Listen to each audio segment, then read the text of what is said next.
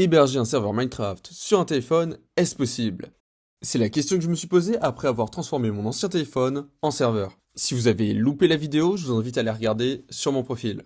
J'ai essayé de plein de manières différentes d'installer un serveur Minecraft sur ce téléphone et je vous ai sélectionné la plus simple. Et comme je ne fais pas les choses à moitié, je vous ai créé un script et un tutoriel disponible sur mon Discord. En vous rendant dans ce salon, vous pourrez récupérer le lien d'installation du serveur. Je vais donc suivre mon propre tutoriel pour vous montrer comment faire en vidéo. Alors, je commence par me connecter en SSH au téléphone. Si vous ne savez pas comment faire, je vous invite à revoir les précédentes vidéos. L'installation et le serveur ont créé pas mal de fichiers, donc pour être tranquille, je crée un dossier Minecraft. Je commence par récupérer wget qui va me permettre de télécharger le script d'installation.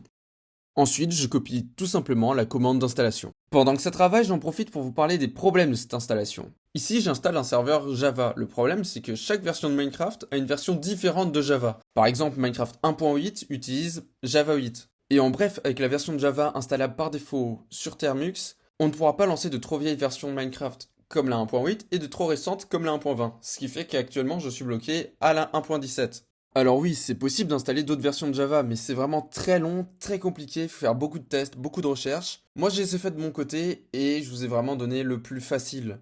Donc pour les plus courageux, vous pourrez tenter votre chance, mais je vous déconseille vraiment d'essayer d'installer une autre version de Java. Le téléchargement est terminé, maintenant le script s'arrête sur un message pour nous demander d'accepter les conditions d'utilisation de Minecraft. Vous pouvez appuyer sur Enter pour accepter. Et maintenant, il ne reste plus qu'à appuyer sur Enter pour lancer le serveur. Alors là, ça va être très long, surtout au premier démarrage, étant donné que le téléphone va devoir tout simplement générer la map et les fichiers nécessaires au serveur. Armez-vous de patience et veillez à bien laisser la fenêtre ouverte, et je vous expliquerai tout à l'heure comment faire pour fermer la fenêtre sans fermer le serveur. Après ce qu'il m'a paru être une éternité, le serveur a bien fini par démarrer. Les messages dans la console semblent nous dire que le serveur il a un petit peu du mal à tourner.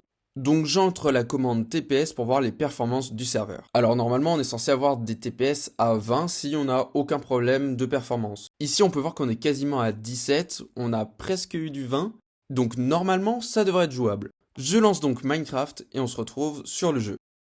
J'entre l'IP du téléphone pour me connecter au serveur. D'ailleurs si vous voulez vérifier que je ne triche pas, regardez l'IP qui était affiché sur le terminal. On détecte bien le serveur, ça c'est déjà génial. Et maintenant, on passe à l'instant de vérité.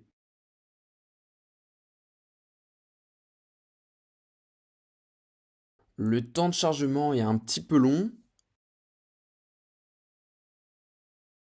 Ah, on voit un ciel, on passe sous la map, d'accord, tranquillement. Bon, j'espère que le serveur va corriger ça.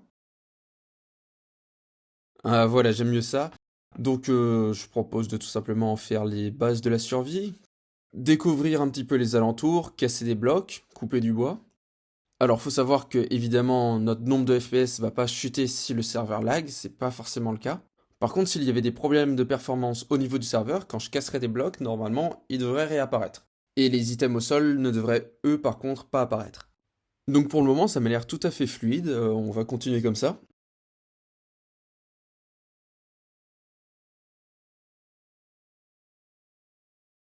Je continue dans la survie de base, poser des blocs, créer une table de craft.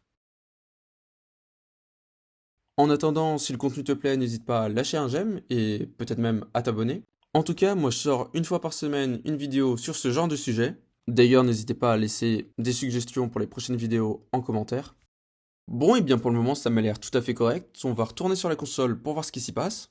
Mais avant de regarder, je vais quand même un petit peu me balader histoire de charger un petit peu de map, voir s'il n'y a pas des chunks vides.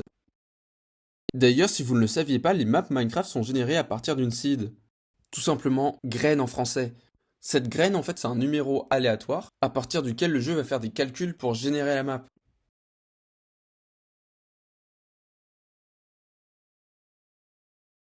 Bon, et bien, je propose de m'arrêter là, on va tout de suite aller regarder la console. Sans trop de surprise, d'après les logs, le serveur a un petit peu du mal, donc on va vérifier de nouveau les TPS. Effectivement, 13 de TPS, ça commence à être chaud. À mon avis, ça doit être le chargement des chunks, vu qu'on découvre pour la première fois cette zone. Je me donne les pleins pouvoirs, comme ça je vais pouvoir passer en créatif et on va faire quelques tests. Je me passe en créatif et là l'idée elle est toute bête. On l'a déjà tous forcément déjà fait au moins une fois, faire péter le serveur à la TNT. Et donc toute la destruction qu'on va causer va forcément entraîner plein de calculs au niveau du serveur. Donc je vais faire tout bêtement une chaîne de TNT. Bon, par contre, je suis au pavé numérique, donc ça va être un petit peu chaud, mais on va y arriver.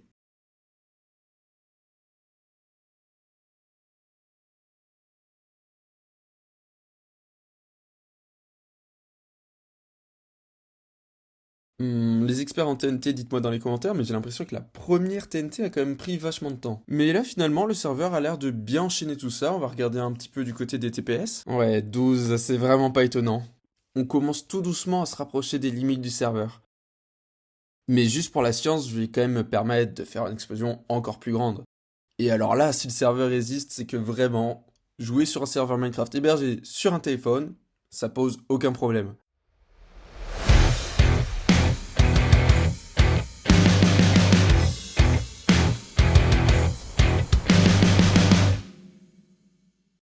Allez, maintenant, instant de vérité, est-ce que le serveur va réussir à survivre?